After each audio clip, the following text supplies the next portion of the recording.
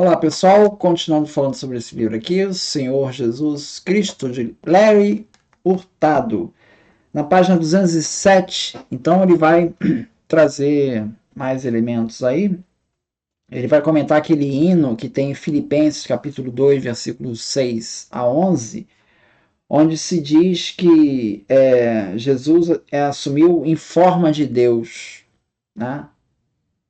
E sua impressionante renúncia até o ponto de crucificação, e depois proclama sua exaltação por parte de Deus a um status igual que lhe dá direito à reverência universal. Então, essa formulação que aparece ali em Filipenses capítulo 2, 6, 11, parece que é um hino. Parece que é um hino que é cantado. Dessa forma, é provável que cantar, entoar o canto provavelmente não era acompanhado, em honra de Jesus, é um aspecto muito característico do antigo culto cristão. Muito depois, certamente, o relato do administrador Plínio sobre reuniões cristãs em uma carta ao imperador Trajano, lá em 112, menciona o canto em que eles cantavam a Cristo como a Deus. Louvavam a Cristo como a um Deus. Então, parece que esse hino que aparece em Filipenses, ele se fixou ali nas comunidades cristãs já como uma prática, tá? Então, ele fala aí na página 207. Outro elemento que ele vai falar é a questão da profecia, que é outro elemento presente nas comunidades primitivas, né? Muitos falam assim, que são profecias historicizadas e eliminam esse elemento que é fundamental para você entender as comunidades cristãs.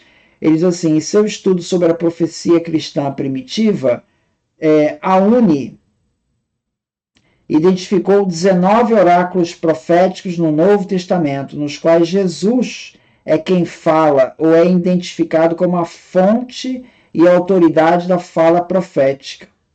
E ele encontrou outros 9 exemplos de oráculos proféticos de Jesus na coleção cristã primitiva de hinos conhecidos como Odes de Salomão. Tá? Então, é outra evidência do culto a Jesus, né? Porque essa característica de profeta é restrita ao próprio Deus, né? A falta de quaisquer paralelos de oráculos proféticos proferidos no culto judaico do primeiro século, em nome de qualquer outra figura além de Deus, essa atribuição profética ao Jesus exaltado é simplesmente extraordinária. Não extremamente atípica para os ambientes judaicos, né? A associação desses oráculos proféticos com o culto cristão primitivo nos fornece outra maneira importante e notável como o Cristo ressuscitado funcionava na vida devocional coletiva dos primeiros cristãos. Tá? Outra questão interessante que eu achei aqui comentar, né, é como ele fala aqui na 218, ele fala na conferência que Paulo foi lá em Jerusalém para consultar as colunas da igreja. Essa ideia de colunas dá a ideia de uma Jerusalém espiritual. É interessante isso, né? Essa ideia de coluna, né? Coluna como se fosse a coluna de um templo físico, mas na verdade está representando um templo espiritual. Era um conceito que estava extremamente difundido ali na época. Depois ele vai falar sobre o episódio que teve ali do conflito, em que Paulo acusou Pedro de hipocrisia, né, por estar comendo junto aos gentios, e quando os cristãos judaizantes se aproximaram, Pedro saiu, se afastou, como se estivesse dando razão aos cristãos judaizantes. E, segundo aqui o Larry Hurtado, o que incomodava mais os judeus da época, os judeus cristãos da época, era não propriamente com relação ao alimento, mas a comensalidade com gentios considerados convertidos, mas não totalmente, porque não eram circuncisados. Esse era o problema, era tratar quem não era circuncidado como se judeu fosse. Esse era o problema maior.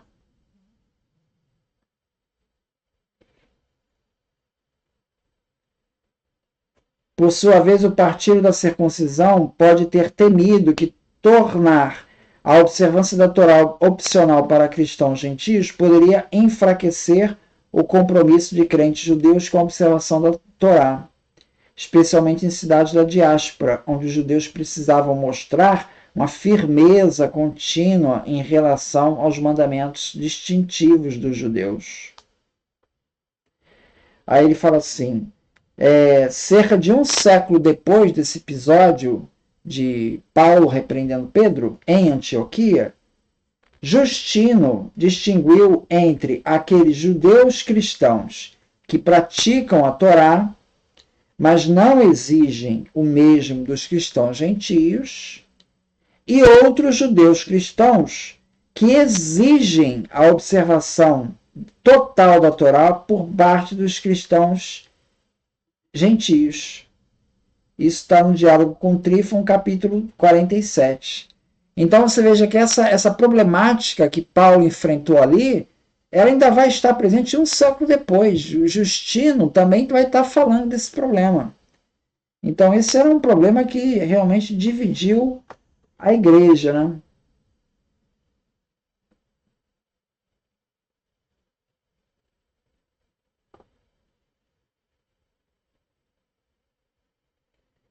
Então, o problema é que Paulo via que repreendeu Pedro, por quê?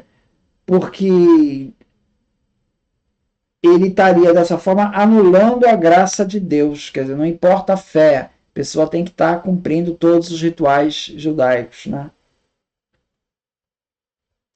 Discutir esses conflitos entre Paulo e os outros cristãos, gentios, para enfatizar dois pontos. Primeiro, Paulo não hesitou em discordar com outros cristãos, incluindo os judeus cristãos com base na Judéia. Segundo lugar, e aí é o ponto, por isso que ele levantou essa questão, principalmente, é que entre as discordâncias com outros judeus cristãos, tá, registradas nas cartas de Paulo, há uma notável falta de evidência para questões especificamente cristológicas. Por exemplo, sobre a pessoa de Jesus, seu estado ou referência devido a ele. O Helmut Custer vai comentar assim: o que Paulo pregava nunca foi objeto de controvérsia entre sua missão gentia e a igreja de Jerusalém. A morte e a ressurreição de Jesus foi o evento sobre o qual se baseava sua proclamação comum. Então ninguém discutia esse culto a Jesus. Estamos aí no ambiente judaico. São cristãos judeus. Eles não questionam isso. Estão questionando lá o alimento da Torá, a circuncisão. Mas a questão cristológica sobre Jesus, ninguém está discutindo. Não temos nenhum indício de que os defensores judaizantes que causaram problemas a Paulo na Galácia fizeram qualquer questionamento sobre o padrão de devoção a Jesus encontrado nas igrejas gálatas. Certamente, se eles tivessem questionado Paulo, Paulo teria respondido tão vigorosamente como ele faz na sua epístola aos Gálatas sobre as questões da circuncisão e a legitimidade apostólica. Mas não teve esse episódio, não teve. Dificilmente podemos imaginar que aqueles que se apresentaram em Corinto como emissários de Jerusalém, que foram marcados pela forte tradição judaica do monoteísmo exclusivo a Deus, e que não hesitaram em questionar a autoridade de Paulo diretamente, teriam relutado em levantar objeções à reverência cultica a Jesus se a tivesse julgado inapropriada. Eles não levantaram essa questão. Então é sinal de que essa reverência cultica a Jesus como um Deus não era objeto de discussão. entre os judeus, que eram monoteístas, né? Vinham ali do monoteísmo, né? Então não era objeto de discussão. Muito obrigado, então.